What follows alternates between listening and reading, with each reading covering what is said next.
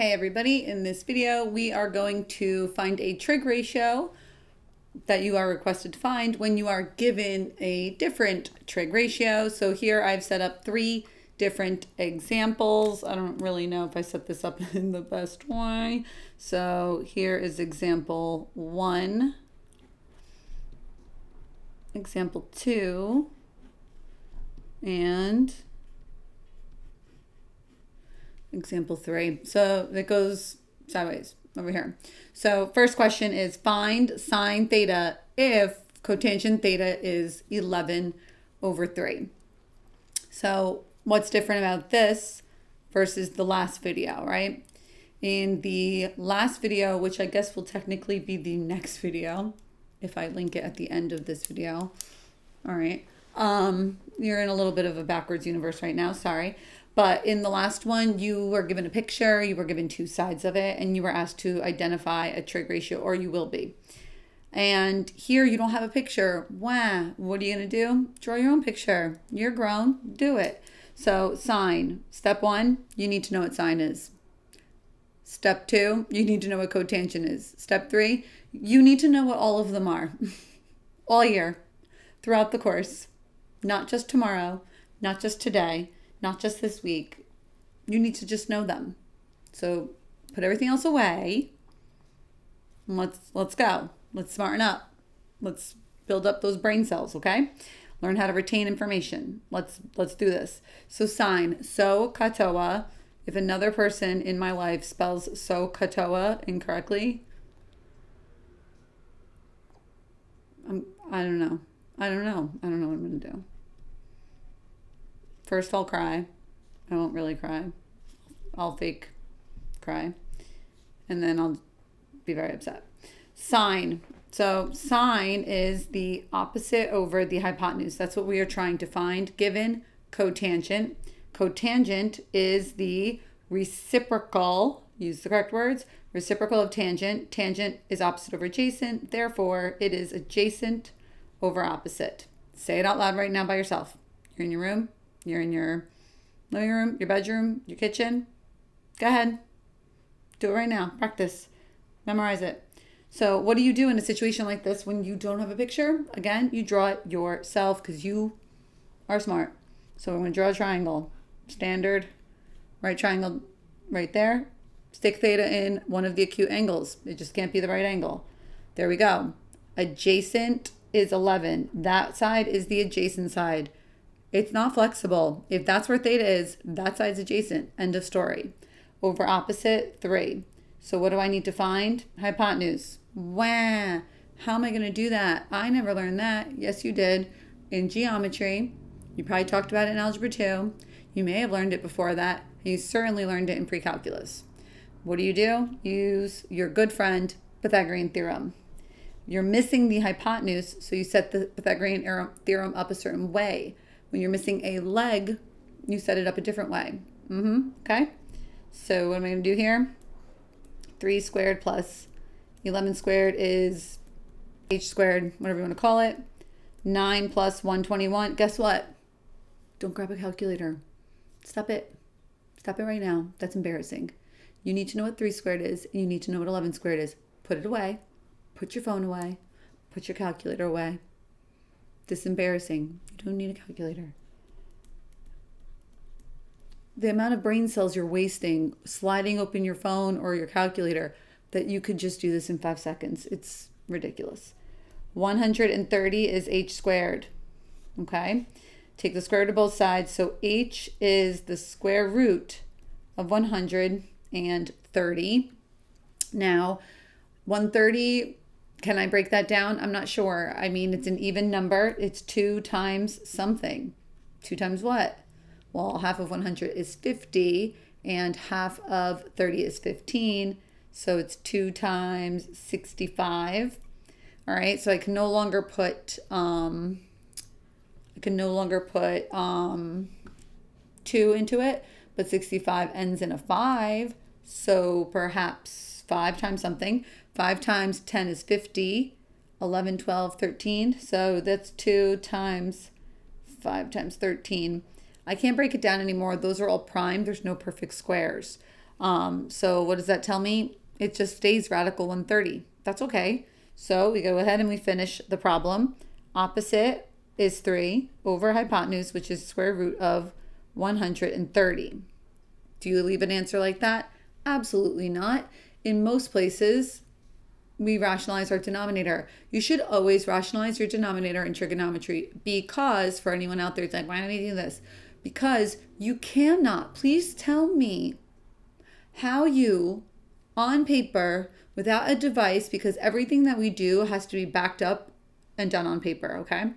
How do you divide by a non-repeating, non-terminating decimal? You cannot. I want you to stop everything if you think you can. Go right ahead, stop everything, figure out what square root of 130 is. Without a calculator, you would use something called linear approximation from calculus to figure out 130 out very, very far with the decimals. You can do that, but go ahead and find the approximation in your calculator and show me how you do long division, 3 divided by a non-repeating, non-terminating decimal. Could you do it the other way? Could you divide a non-repeating, non-terminating decimal by a rational number? This is non-repeating, non-terminating decimal, also known as an irrational number. That's a rational number. Can you do it the other way? Yes, you can divide irrational by rational by hand. You cannot divide by an irrational number by hand. Go ahead and try. You figure it out. You tell me all about it. Okay, thanks. So we have to rationalize our denominator. Rationalize means make it rational. Rational is something that is not irrational. Square root of 130 is irrational. Got it? It's not a perfect square. You can't clean it up. Multiply the top and the bottom by the square root of 130. What does that do for us? It makes the bottom the square root of whatever 130 times 130 is. But guess what? What's the square root of that number? Well, it's 16900, I think. Can I do math? But what's the square root of that? 130. Hello. So sine theta equals 3 radical 130 over 130. The 130 does not go away. The square root of 130 does not poof, disappear, turn into 1. Stop doing that. Why do people do that? No one ever showed you that. No one. I promise. Wake up. Can you reduce it? Well, fortunately, we broke down 130 right here. It's 2 times 5 times 13. Do 2, 5, or 13 reduce with 3? No. So you're done. Sorry about my rants. I just get upset. I want the universe to be smart. Next one. Secant is 7. Oh no, life is over. What the heck do? I don't have a fraction. Let me just feel bad for myself. Just kidding. You put it over 1. We got this.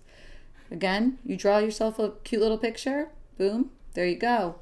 Secant, it's the reciprocal of cosine. Cosine, ca, adjacent over hypotenuse. Therefore, secant is hypotenuse over adjacent. So we got 7, we got 1, we got mystery side. What do? Yes, Pythagorean theorem. 1 squared. Now look, here my variable was the hypotenuse. Here, I'll call this L for a leg, okay? Here, it's going to be over here. It matters because of when and where you subtract. Got it? So equals 7 squared. That's 1 plus L squared is 49. Subtract 1. L squared is 48. So L is the square root of 48. Sorry, it's a little blurry. Can you, I don't know if I can fix it. I guess I can. Can you simplify? A little better. Square root of 48? Well, sure. If you do enough mental math, stop using your calculators. If you do enough mental math, you should know quickly and easily, because you are smart and you have a sharp brain, that 48 is 16 times 3. It comes up a lot. So if you don't know that, that really goes to prove how much you rely on a calculator all throughout algebra. Anyone who didn't rely on a calculator throughout algebra, they knew that. I can guarantee it. So since 16 is a perfect square, it takes a pair to make a square, Since that is true, it's really 4 times 4 times 3. We don't have to go all the way down to the full prime factorization. Guys, you made it through geometry. The number that comes out front is 4, not the 3. You take the square root of 16 and get 4. That comes out of the radical. Comprende? So, what's your missing side? 4 root 3. Okay, there you go. So, just gonna... This is what you need to focus on right there. Okay? And then, back over here, tangent. That's what I'm trying to find. TOA, opposite over adjacent. Back to your picture. Opposite over adjacent. Do you really need to write over 1? Not really. Final answer. Tan theta is 4 root 3. We are so smart. There you go.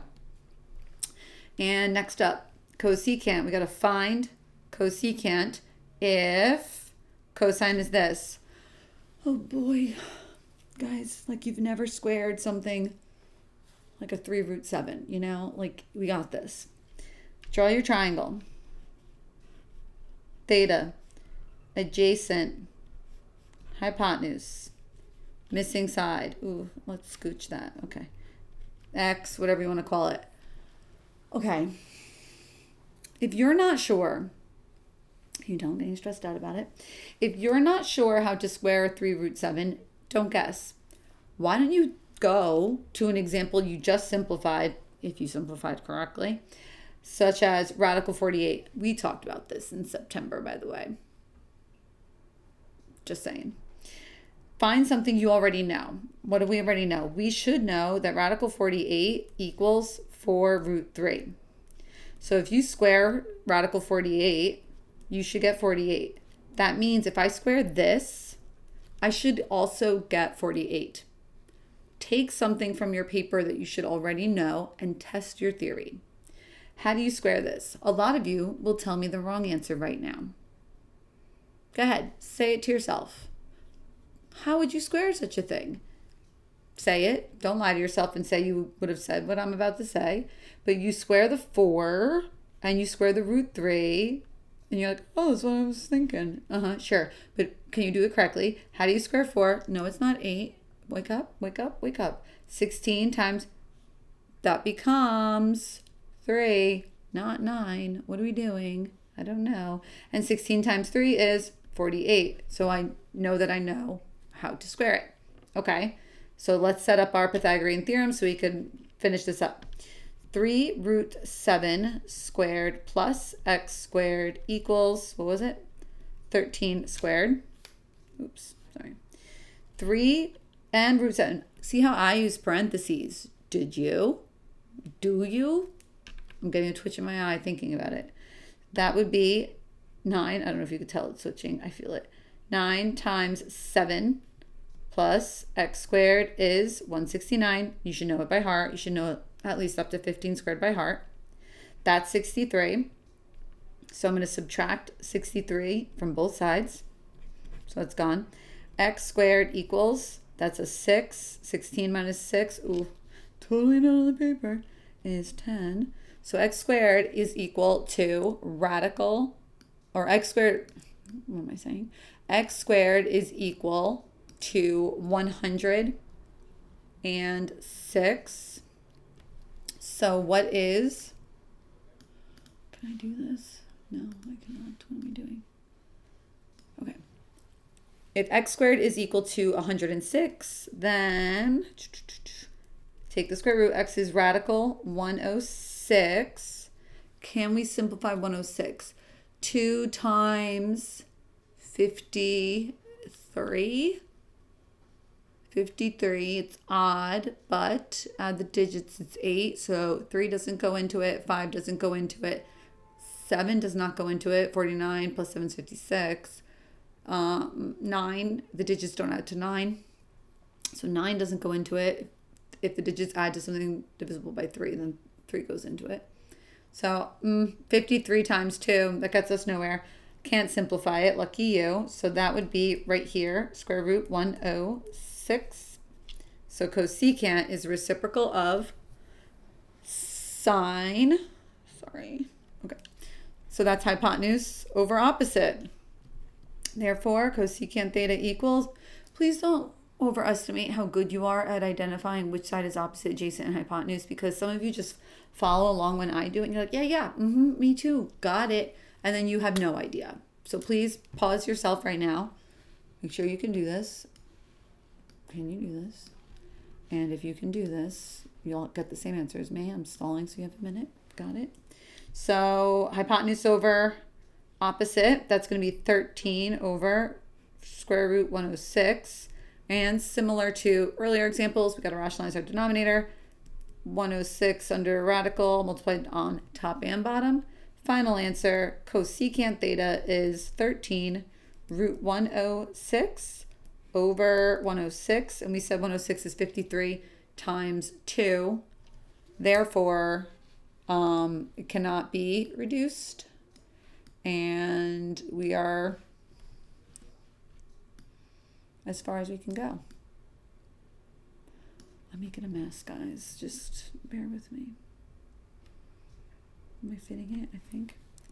All right. So hopefully that has shed some light on the situation for you guys, and you followed that to some extent.